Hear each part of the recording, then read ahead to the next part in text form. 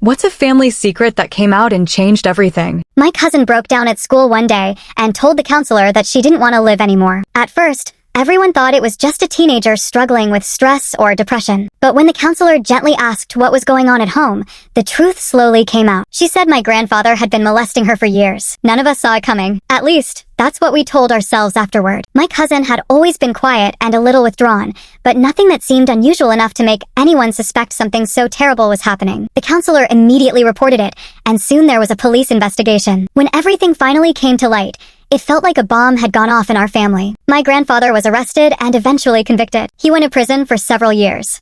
Throughout the entire process, he never once admitted to what he did. Even after the conviction, he kept insisting he was innocent. The hardest part for many of us wasn't just what he did, but the way my grandmother reacted. She stayed by his side the entire time.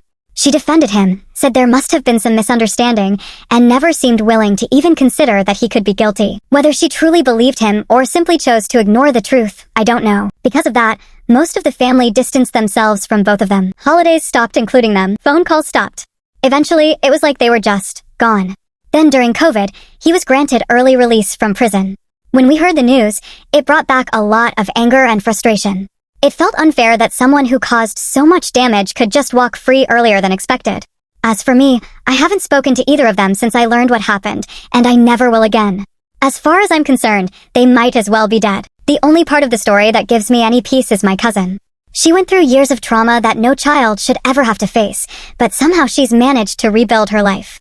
She's getting help, surrounding herself with people who support her, and slowly healing. I still think about how close we came to losing her the day she broke down at school. If she hadn't spoken up when she did, things could have turned out very differently. That counselor probably saved her life.